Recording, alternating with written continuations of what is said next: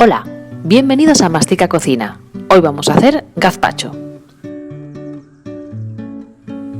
Lo primero que haremos será pelar los tomates.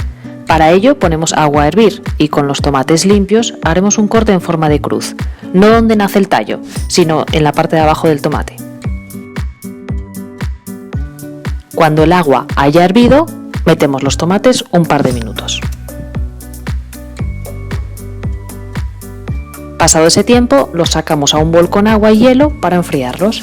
Y ahora ya podemos pelar los tomates fácilmente.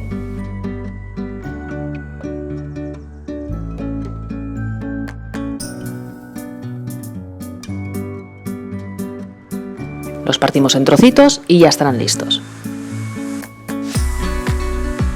Preparamos la batidora y ponemos los tomates pelados y partidos, la cebolla tierna,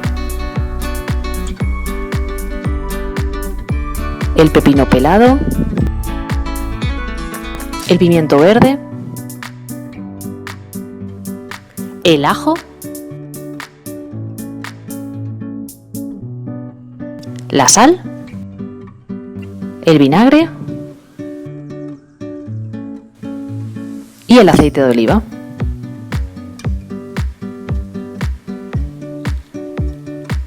Y trituramos con la batidora hasta que quede bien fino.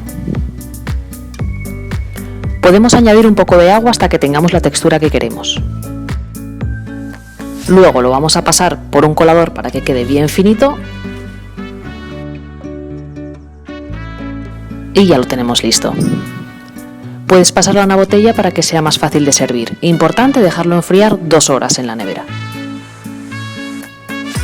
Y ya está listo este gazpacho, suave, refrescante y muy rico. Te dejo los ingredientes a continuación. Déjame en comentarios qué te ha parecido la receta. Dale al like si te ha gustado y no olvides suscribirte, eso me ayudaría mucho. Gracias por estar ahí y hasta el próximo vídeo.